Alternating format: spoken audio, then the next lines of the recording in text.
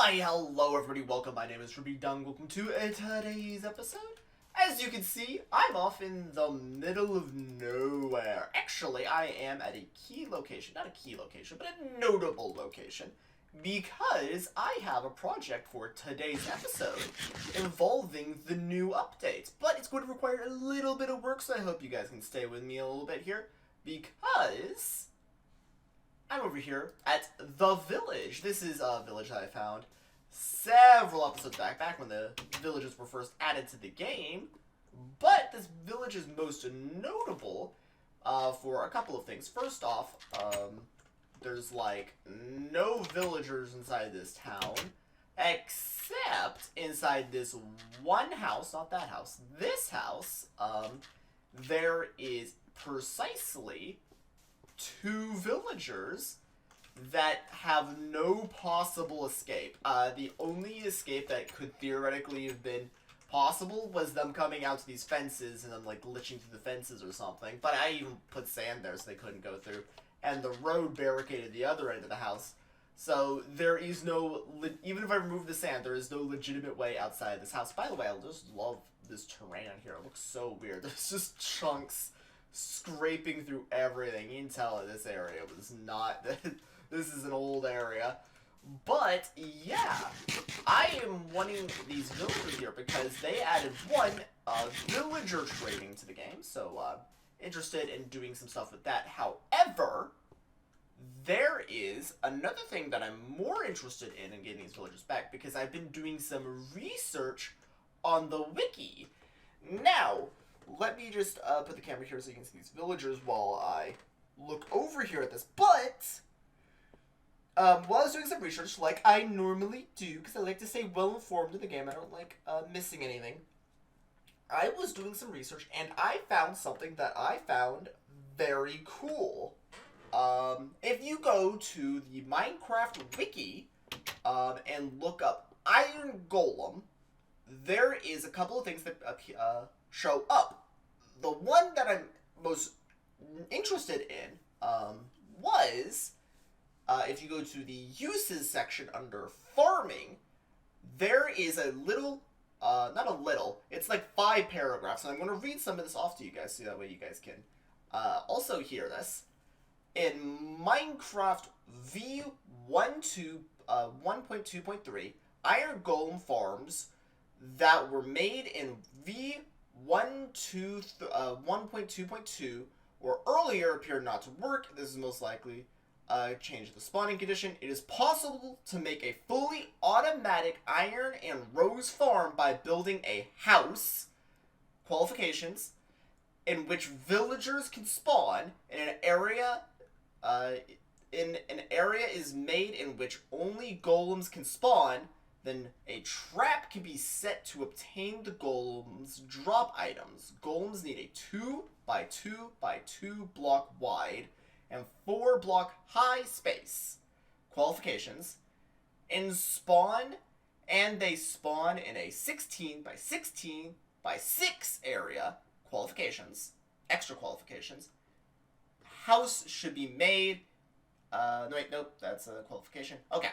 In order to spawn, the village must contain 20 doors, qualifications. 1 iron golem will be able to spawn for every 16 villagers in a village. So 16 to 31 villagers spawn 1 iron golem, 32 to 45 spawn 2 iron golems. There is no limit to the number of iron golems that can spawn per village. In case you're curious, there's a lot of things that I'm going over right there.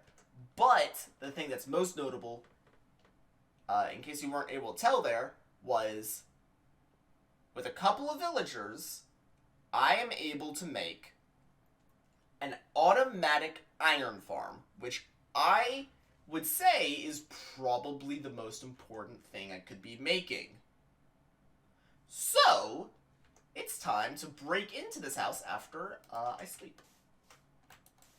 Still can't sleep. But after I sleep, I'm going to be doing a slow journey with all the resources I have on me, because I took a bit of resources. I got some minecarts for the 2 of them, a furnace minecart, and some rails. I'll be putting these guys in them and slowly transporting them all the way back to the main rail. So, I'm actually going to begin doing that. I might slice in some cuts of me doing that, but hopefully, in the next clip, you guys are going to be seeing me with some villagers at my house. So, I'll be back with you guys with that happening. Okay, I've gone through and got the 2 villagers over to my main base now. So they're just sitting over here. I use the main rail to get them over here. And gotta click here and boop.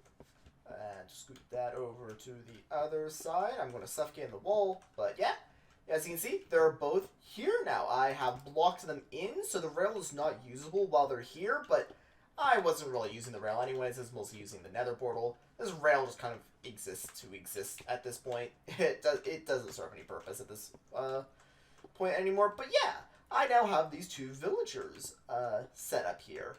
So, I now can... Oh, I didn't suffocate. Fascinating.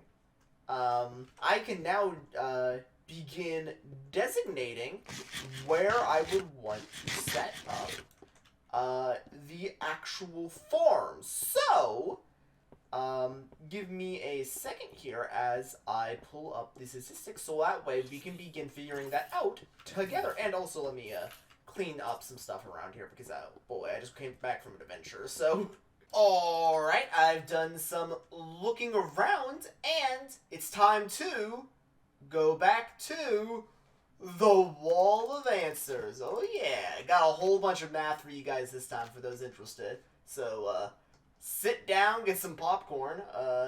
This is going to be a long one. So, according to the wiki, all this information is according to the wiki, and then I did some of my own math using that. A golem spawns every 1 in 7,000 ticks. Every 16 villagers spawns 1 golem, a single golem.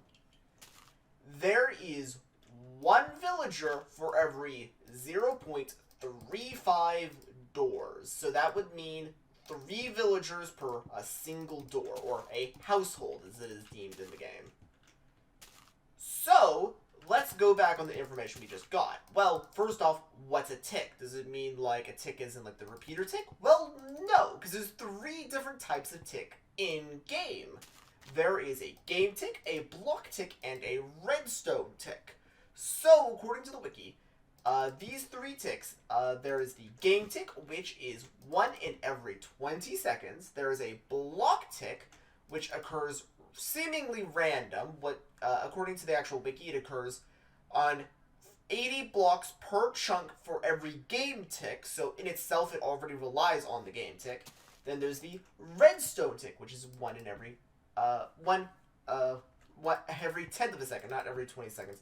1/20th of a second and every 10th of a second.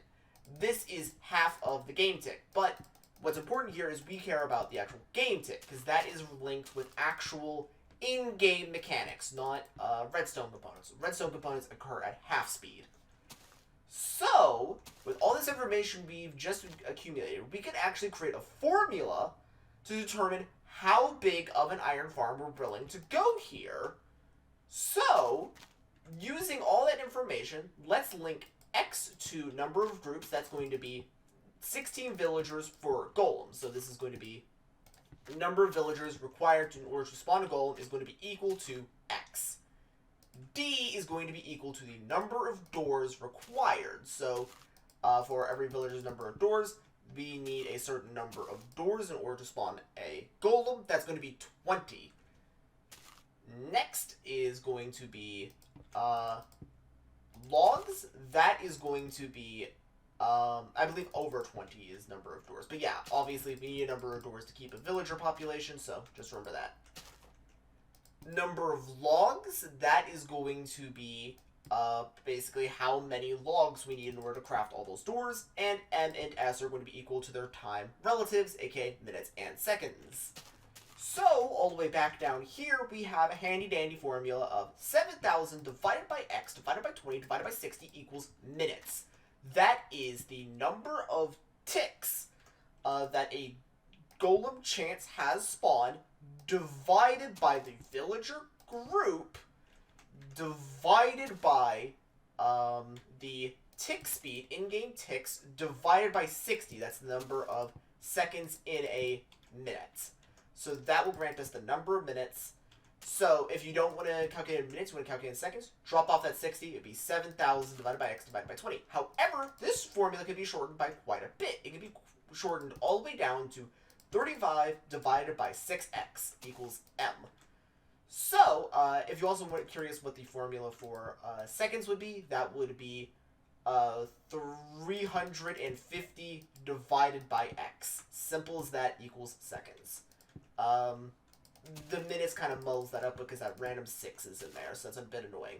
However, using this little formula, plugging in all the information we have, x, number of group villagers, plugging that into our formula will get us 5.8. So one golem will spawn every 5.8 minutes, or 350 seconds for anyone else looking out there trying to do their math.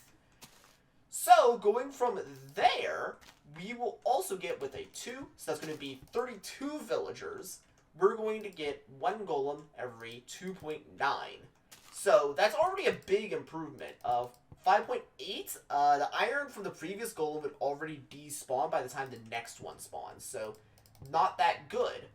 So with that, we actually can have iron accumulating. Next one is 3. That is going to be 1.9 minutes, getting a lot better. Dropped by a whole minute, 60 seconds. Next is 4. That is going to drop us down to 1.5. That is a minute and a half. That is a total of 90 seconds. That is pretty good. Obviously, all these numbers are approximate because I can't type forever decimals on these signs. So I just rounded down to 10th because, honestly, 10th of a minute is probably perfectly fine because that's just that's a 6 seconds difference. 6 seconds is going to be mostly negligible for these approximations. So, with all of this information, what if we want to actually continue going further? Like 1.5, we actually could go faster than 1.5 minutes. That would be interesting. Well, I actually created a table for notable times, in which case are here. So every 1 minute, we would need 6 groups. Every 30 seconds, we would need 12 groups. Every 10th of a minute, that is going to be 6 seconds, we would want 58 groups. So to get an iron golem every 6 seconds, we want 58. To get one every second, every single second, we would want an iron golem. We're going to need 350 villager groups. We're still not done because we still need to calculate how many iron golems, how many doors we're going to be needing to get in order to breed that number of villagers. So, with this handy-dandy formula, we can calculate the number of doors required. So, x times 16 times 0.35. That's because every 3.5 doors gives us a villager. So, with that formula, we actually can shorten that down to 5.6x equals d. So, 5.6 groups is going to be one door. That is obviously a bit rough, but yeah. So, now, we can also calculate how many logs we're going to need for all that. That is going to be 1.5 doors equals log. That is, basically 1.5 logs to get us a single door. Okay, now we're ready to continue on to the next part, which is going to be the approximation for the number of groups we'd be wanting versus the number of doors. So, for a single group, we're going to be needing to get 6 doors. So 6 doors for 16 villagers. That's going to be 9 logs for that. Then 2 is going to be 12, 18, 3 is going to be 17 and 26, 4 is going to be 23 to 35. Pretty standard stuff. Like, that's 35 logs. That's a little over half a stack. We can easily do that. That is a very, very reasonable number. So we can go deeper. So this sign down here is for the deeper one. That is going to be 6, so we want one every minute. We would need almost a stack of logs. For every 30 seconds, we would need a stack and a half, approximate. A little bit over. If we were wanting one every 10th of a second, we would need 488 logs. Let me also go to sleep before I continue on to this next part. So 488 logs, that's quite a bit. However, there's still one other stat higher than that. That was the one every single second. So, one every single second, we're going to need 2,940 logs. Here's their approximate in stacks, considering how humans are bad with very, very big numbers. So here's that simplified down. That's going to be 7.6 stacks, which I do have. I can easily get 7.6 stacks. That's about 2 runs through my tree farm.